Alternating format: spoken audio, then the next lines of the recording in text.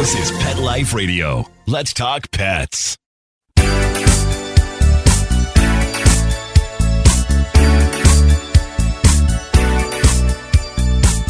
Hello, you're listening to Animal Party on Pet Life Radio with me, Deb Wolfe. And I want to tell you some of the world news here, as I often do. In Italy, in a town called Bolzano, they are making every registered dog owner take their dog poop for a DNA test. Now, those of you who live in strata, condos, and apartment buildings with bad pet owners know exactly why they're doing this. They're doing this so they can make sure that the right people get fined when their dog poops and they don't scoop. And I think that's ingenious. Okay, so I hate being blamed for somebody else's, you know? I'm walking by with a big dog and they point to this teeny tiny little poop that a pug did and they say, "Can you please scoop up after your dog?" And I look at them like, yeah, that's not coming from my dog. But anyway, DNA testing going on in Italy, so that's pretty cool. In Montreal, my country, they have a turkey problem. Now, I know it's Easter. Many people were eating turkeys this weekend, but it's not that kind of problem. It's a problem with wild turkeys invading the city to the point where there was one on a bus that they had to call police to get off the bus. It's so funny. It's so funny, but it wouldn't be funny if you were attacked by a wild turkey. So, Montreal, you make the pet news this week. And then we have a baby orca. People are trying their best to reunite it with its pod when its mother died. And it's been going on for a week, and we're really hopeful that it'll happen. And they're using AI. They're using AI to help in the identification of the fins to determine which pod it actually belongs to and reunite it with the right pod. So I think that's the best use of AI I've heard of in a long time. Better than bringing dead rock stars back, I think. So the dorsal fins are identified by scar shape and markings, and the AI is better at this than we are. They have an app where regular people are eventually, maybe in the spring or summer this year, going to be able to upload their photos to help with the identification of all this. Up until now, it's just been experts, but they've opened it up to a few hundred people who work on the water. First Nations guardians, naturalists, fisheries, whale watching guides, people like that are now uploading data so they can get more and more into this AI base and get to know the orcas even better. So I think that's great. Right now, the pod they want to reunite her with, this little calf, is 100 kilometers away, which sounds like a lot, 50 miles or so, 60, I don't know. But that's only a day's swim for whales. It's too much for the baby, but it's not too much if they can use sound, and I sure hope they try it, to lure the pod back toward the baby. They could make it happen. All right, everybody, we're here with Karen Nixon. I had her on a while ago talking about Halo, her beautiful white Swiss Shepherd dog, who is a slim, trim beauty, white like the snow, and came to my rescue when two of my foster Goldens, a windstorm knocked a gate flying, and they got out in the night. They didn't go far, but they were missing for an entire day, trapped in a wet ditch, trapped by the neighbor dog and traffic, not wanting to come home and not wanting to leave. And they probably could have gotten very cold. They could have got ambushed by coyotes. They could have tried to run across the road at the wrong time and got hit, or tried to run across and got chased by the neighbor dog and got hit. A lot of bad stuff could have happened to my two golden retrievers. Instead, Halo came by, found their trail, found them. They got warmed up, dried off, cleaned up. 2 weeks later, they went to their forever homes, and it's a totally happy story. So we're here with Karen Nixon and Halo to find out exactly how that all came to be. What made you think Halo would be good at this, Karen? I chose this before I found Halo. So I had wanted to do this for a long time as a volunteer to help the community. There's a most excellent professional service here in BC, but sometimes there's a wait list. It's one service, very good at what they do, very busy. And there is a fee, not unreasonable, but also not everybody can afford that. So I wanted another option for people here. So I endeavored to get a dog that would help me with this. And I chose the Swiss Shepherd because they still have that work drive, a little bit calmer than the other working lines. I wanted a dog that would be friendly when she did go nose to nose with a frightened dog. And so I set out then finding a breeder. And I found one in Illinois, and I told her what I wanted this pup to do for a living, and she chose the exact right puppy for me. So Oh, wow. that's how I That's found. amazing. Okay. So you get this dog. If people are looking at their dog thinking, I wonder if he or she could do this. What about a dog who's food obsessed and will find food anywhere? Is that a candidate or no? Because they're using their nose and they can trail and track, but are they too distracted? Like a basset or a beagle, or is that not a good pick? Oh, it's a great pick. Oh, it's a Any good dog pick. that loves to sniff, it's a great pick. Any dog that loves to sniff things out is good for this. It's really a game for them to start. It's a really fun game. Are you rewarding with food when she finds things? I certainly try to reward her with food, but she Shouldn't she care. just doesn't want it in that moment. It's the actual find that is rewarding for her. You know, poodles are like that and border collies are like that too. But the beagles and the bassets, believe me, people, they'll take the food reward. They sure will. You know, it's a matter of finding really too what's rewarding for your dog. For some dogs, that's going to be a toy at the end of the game, or it could be food. So often the person during training that is hiding will have the dog's favorite toy or their favorite snack. So it's the target that rewards the dog at the end with the toy or the food. I mean, you can reward your dog as well, but at the end game, you'll see the dog finds the person hiding in the bush or under the rubble, and that person will have their favorite ball or their favorite toy, and then that turns into a game there. So it's just finding what is most rewarding for your dog when they find who they're looking for. You'll find that a lot of them, just the actual search itself is so rewarding. You know, years ago, I used to be a dog walker, 20 years ago or so in Vancouver. And I used to go hiking in the trails. And sometimes, I mean, I had a map and the trails had maps and they had signs and stuff, but oftentimes they wouldn't be accurate, or maybe I just wasn't that great at reading them. So I decided early on to teach my own dogs to find the car, right? Because I realized they always knew where the car was. They just didn't know that's what I was looking for.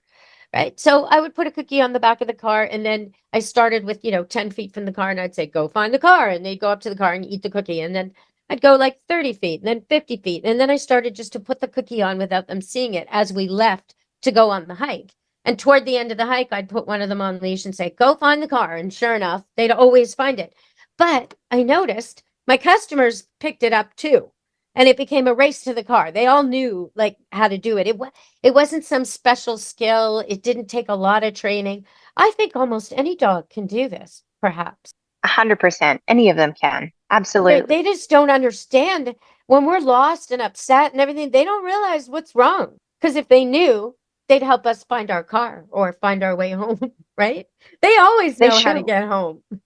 They do. They absolutely do. You've gone off on a hike. They haven't been running off scared in a panic. They know exactly where they are and how to get back.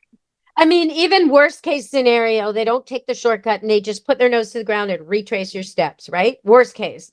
But usually they find a shortcut because they know where the car is anyway. Like it's uncanny how good they are at this. They are so good, aren't they? It's just brilliant for you doing that. Well, thank you. That's on YouTube too. If you guys want to check it out, it's on there for free. You can teach your dog how to find your car. Deb Wolfe, Pet Expert on YouTube. So, but what we're talking about here is more sophisticated and there's more communication going on. We're going to go to break and talk about how Karen got this going with Halo. Stay tuned on Animal Party Pet Life Radio.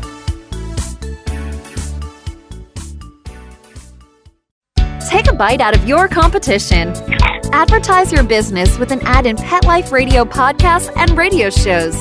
There is no other pet-related media that is as large and reaches more pet parents and pet lovers than Pet Life Radio. With over 7 million monthly listeners, Pet Life Radio podcasts are available on all major podcast platforms. And our live radio stream goes out to over 250 million subscribers on iHeartRadio, Odyssey, TuneIn, and other streaming apps. For more information on how you can advertise on the #1 pet podcast and radio network, visit PetLifeRadio.com/advertise today. Let's Talk Pets on PetLifeRadio.com.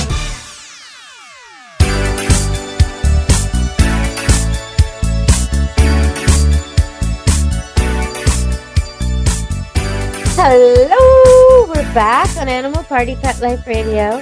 So finding my car every time, same car, same thing, is not quite the same as you throwing down a blanket that smells like a cat Halo's never met, or a dog she doesn't know, and saying, okay, go find this in the world, not just on a trail that we've done a million times, but just wherever. Here we are in a new neighborhood. Find this. She's going to be smelling other animals, competition, things she might be afraid of, hear the traffic. Like, how do you keep her trusting you and doing her job? Oh, that's a great question. For us, it's about really building that reward bank. So lots of successful practices where she is always going to find her target and always going to get rewarded. It really builds that drive and confidence and a motivation. So even if we're doing a track and we have to call it for the night and we haven't found her target, we've really built up that confidence and that reward bank with her, that she's not disappointed. We really try to practice more than we do, more training and build that reward bank more than we actually go out and work, so that we've always got that topped up. And we're always trying to also add some complexity to it. There's something we call negatives. So we start her where there is absolutely no track to be found. And we're building up her confidence and her duration, looking for the start of that track, so that she doesn't think, oh gosh, 10 minutes later, she still hasn't found the track, so she gives up. So sort of a balance of adding complexity, but also keeping some nice, easy ones in there that she's successful. It keeps her engaged. She likes the puzzles, but she does have to be successful. I saw you, I think what I saw, because I was so stressed out about this, I wasn't paying enough attention to your technique, but I think I saw you use the smelly blanket as a reward during the search so she wouldn't get kind of frustrated. You had her sort of find it, I think. Yes. Is that what happened? Sure was. You remember correctly. Okay. Yeah. Okay. I do use that search article. That makes sense. Okay. So if people are practicing at home, okay, we're going to go to break and come back, and then you're going to tell them what to do. Stay tuned on Animal Party. Your dog's about to become a dog that can find stuff. All right. Animal Party, Pet Life Radio. Stay tuned. Molly, here's your dinner. Zeus, that's not your food. Don't let that happen to your precious cat. Elevate your cat's eating experience with the Cat Tree Tray. The Cat Tree Tray keeps your cat's food off the floor and conveniently located on the cat tree. It's the perfect way to eat. It's a beautiful wrought iron tray that easily attaches to your cat tree and keeps dogs and other critters out of your cat's dish. A must for multi-pet households. There's a 6-inch tray for large bowls and a 4-inch tray for smaller bowls. Purchase your Cat Tree Tray today. Go right now to cattreetray.com. That's cattreetray.com. CATTREETRAY.com. Let's talk pets. Let's talk pets On Pet Life Radio. Pet Life Radio. PetLifeRadio.com.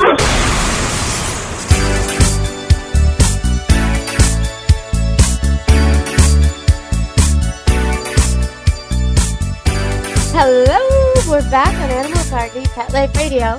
Karen Dixon, owner of Shadow, extraordinary dog who found my 2 missing Goldens. All right, and kept them from harm, and now they have beautiful forever homes, helping in the foster system. Thank you. So people at home with their dog that likes to sniff and find stuff. If you drop a Cheerio, you got a kid in a high chair, drops a Cheerio, dog comes running along, smells where it is, and eats it. Okay, put that dog on a leash. Let's go. What do we do, Karen? So you can start with a sock, just a random sock, and you're going to have your family member or friend hold on to that sock they don't really need to hold on to it that long, but put it in their pocket, hold it in their hand, and you're going to take them somewhere. Person's going to engage with the dog, get the dog to notice them, play with them a little bit. They're going to drop that sock and they're going to run. And you know what dogs like to do? They like to chase whoever's running away. And so you're holding on to your dog, and the dog sees this person run away, and they just tuck behind a tree, and you let your dog go. And instinctually, they stop at that sock and check it out. And it becomes a cue for them, and they find that person. And so this is the development of the game, that they go find the hiding person, and they're very, very excited about it. What if the dog picks up the sock, like some of my Goldens would probably do, or Golden Doodles, or any of the retrievers? What if the dog just grabs the sock and then starts running around like, woohoo, you can't catch me. I have this thing. And then you can take the sock out of the equation for the Oh, time okay. being. Okay. So you don't have a retriever. You don't know about this. This is what I don't know about this. Yeah. Portuguese I mean, butter often dog, Labrador Retriever is what's going to go on. I can tell you. Boston Terrier. Oh, yeah. oh yeah, that's hilarious. You don't have to start with the sock right away. I mean, that is an item you can add later when they really have an understanding of the game, that this person runs away, then you go find them. Then you can add a cue once they understand, okay, this person runs and hides. I'm going to go find them. I'm going to have a party after. I'm either going to get yummy cookies or my favorite toy, or just a big party with this person. Then you're going to add a cue. If the dog picks up the sock but keeps traveling toward the person, I would let it go, right? That's a good thing. They're going to bring the sock to the person. That's what a retriever wants to do, right? And so, Yeah. well, that's okay, right? If they pick up the scent article and then find the person. I mean, Isn't if they it? bring it with them, or Yeah. drop it for you, I try to hold on to those scent articles for Okay. multiple reasons. See, I'd so love to see you do this with a golden. It'd be funny. Or a lab. Oh my gosh. Okay. Okay. So they get Yeah. rewarded when they meet the person. And then, okay, so what's the next step? They've done that. Now, do you hide like I do with hide and go seek, where they don't get to see the person running after they found them running a Correct. bunch of times? Does the Yes. person yell or make a noise so they kind of know where they are, or they don't do anything? They don't do anything. Do they like drag their feet to make a nice solid trail, or like carry cigarettes or mint gum or something to make themselves more stinky? No, I'm serious, because I do that for Yeah. blind dog. I tell people like carry cigarettes or mint or tea, something that is always the same and always in your pocket. Now your dog knows your smell, right? If it's a blind dog, like a peppermint tea bag is a simple one, or Yes. Yeah. cinnamon stick. Or, so should they do that, or should they just be regular scented? You can start. So if you're walking on vegetation like grass, we start when we're doing tracking by really, really digging our feet in. So kind of a shuffle stomp type move, if you will, and you're crushing that vegetation, and it really leaves that odor. When we practice tracking on asphalt, any hard surface, we spray it with water, and then we shuffle along on it. That's the tracking part. The trailing, your dog is going to be sourcing odor from the ground, from the shrubs that you walked by and left your odor on. They're going to be air scenting. Keep in mind, you're starting with baby steps. So you're going to be doing short tracks that eventually get longer, and you'll find that your dog's skill really adjusts. They get very, very good at this as they go. But if you were going for a walk, like in the forest with your family, could you have some of the members of your family separate from the group, put your dog on leash, and make them find them? 100%. That would be like a fun exercise, right? For the dog. Absolutely. It's so much fun for them. To them, it's a really rewarding game, especially those dogs that love to work and puzzle problems out. I mean, for Halo, she gets to run, she gets to go find somebody. It's just her most favorite thing in the world. So even at like a city park, you could have one kid hide behind a bench and another kid inside the jungle gym, and one, and your dog could do this. You don't really need tons of room, do you? No, you don't need to. No, you don't. You can do it in the house. You can do it behind your house, walking on trails. You can go to the park, hide behind a car. There's lots of places that you can have your dog go find someone. I like to warn people when I'm teaching them the dog find the car that they not ever do it off leash, or find your kid, because your dog will find the car, but you won't be there. So you'll be back 2 miles in the bush wondering where the dog went. So put it on leash when you tell it to go find something. I noticed you never had Halo off leash the whole time. No, never. The only time I let her off leash for any kind of trailing is in my back property, and there's some acreage and some forest back there, and it's quite safe, and she will run to her target, and then she will return to me, and then she'll go back and forth and lead me to her target. But that's not something that I would do on a a real search ever. There's cars, there's just too many dangers in that. So, and then, I don't want to lose my dog if for every, it's just not safe. It's just not safe. I know search and rescue there, a lot of them will do off leash off in the forest, but for what we do, no, we're always on a leash. And keeping in mind, some pets are going to be frightened if a dog comes running up on them. So we don't want that either.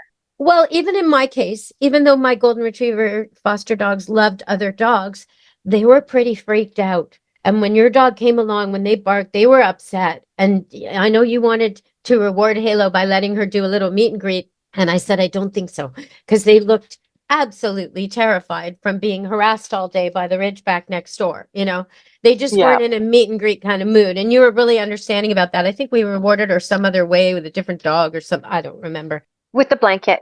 Just with the blanket at the door. Okay. With the door open a crack, she can smell them through the door. So all these things you think like, oh, my cat will come out, he loves me, or my dog is trained, she'll listen. They do get into a panic state and they're not themselves. Correct. They quickly switch into survival mode or fight or flight, if you will. When you're finding a lost dog, they're fight, flight, or all right. And so once they're frightened, they quickly switch from being your pet into a dog that's doing its very, very best to stay safe. And so a large part of the olfactory shuts down, and there are a lot of ears and eyes. So any sound, anything that moves, they're on high alert. So even their owner coming close will send them hiding, running, hiding, staying silent. So that is really quite normal for dogs when they're frightened. Once you get that leash on them, though, once you get them home, they're right back to your pet again. I find that with cats too. But yeah, please tell us the story. We recently trapped a dog in Lynden, Washington. He had been missing for 41 days. And he had run in a panic. He's very bonded to his owner. Beautiful recall. Does all these like frisbee sports and dock diving. It's a great life and quite bonded with his owner. And during a storm, he got quite frightened. And he'd run, and people had chased after him, calling his name. His name then became a trigger, and he hid in this forest and then hadn't been seen for something like a month. And we had the owner put up a trail cam with a bait station in that forest. And sure enough, his dog was in there, but he was in survival mode. So there was no chance of getting his owner within a few feet of him so that he could go recognize him. He would just run hiding back into the forest again. So definitely in survival mode, did not recognize his owner's voice, couldn't recognize his owner's odor, even when he was, sitting near the traps for hours at a time. This dog would not come close to him. Poor guy. I'll tell you, I was there with him when we approached the trap, when we trapped this dog. And when he was within 2 feet of this dog, Cap was his name. Oh my gosh, his tail started going. He was absolutely switched back into being a pet again. But he had to get so close to him before he recognized it was him. And the change was immediate. Yeah, years ago, there was this black and white cat that went missing during construction, and it was in a shed, and it wouldn't come out, wouldn't come out, wouldn't come out. I helped the people. They knew it was there in the neighbor's shed. So I helped the people with a live trap. And the cat was completely feral. Like as we were carrying the trap, it was hissing and everything. They put the trap in their living room. They opened up the trap door. It looked around and behaved like it always had. Purring, meowing, like it had never left, never gone feral. Like, it went back to house cat in 1 second. It was amazing. Amazing. I thought, you're going to let it go? Like it's going to go nuts. It's going to shred the curtains. No, just totally back to its old self. Well, no longer in survival mode. But that was a house cat. It wasn't supposed to be outside, And I think people think cats can just survive any old place. They can't. Every place is already occupied out there. Like I worry about dogs like Halo doing their job, trudging through backyards with loose dogs and trespassing in all kinds of animal ways, So you've got to keep her on leash so you can keep her safe. Yes, absolutely. We're very careful about yards and dangers. We ask permission. Often I will, before I get there, I'll have the family knock on their neighbors' doors and gain permission ahead of time so that we can access that property safely. I do try to take a peek and make sure that they haven't forgotten and left their dog outside. And the dog's not going to be very welcoming of Halo coming around the corner. But it is a real danger, and we have to be very careful. So if people are listening and they want to get involved, either they want to have somebody help them find a pet. For everybody's safety.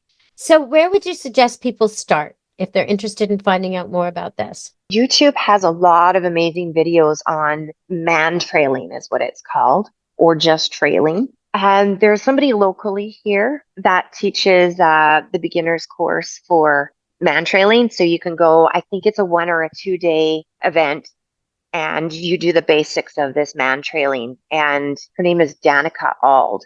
She's the only one that I know of so far that is doing trailing. I know Maureen Fielding, who teaches tracking, is going to start trailing as well. Well, the listeners are all over the world, so you're going to have to look in your area, but we've got the terms. Look up man trailing and try and find a place that has good reviews and talks about their certification. But no matter where you are, I would recommend you dress for this, like an outdoor adventure. This is not a bikini moment, not a slingback shoe moment. This is going to take you in and out of everywhere, all terrain, right? It sure is. Absolutely. You have to dress for it. I like to wear a shell over my pants because we are most often going through blackberries, and you're going to get snagged up. Definitely wear some layers, because if you have a dog on a hot trail dragging you around, you're going to warm up quite quickly. Extra batteries, extra flashlights, definitely gear up. I think you had a light on your head, didn't you? I did. I have a headlamp. Yeah. And flashlight in my pocket. I do have a spotlight that I can hang around my neck. The headlamp is great, except when we're crawling through bushes, it often gets stuck on things. So I've got the backup spotlight. Well, I want to thank you again. You helped me so much. And how can people reach you if they want your help locally? On Facebook?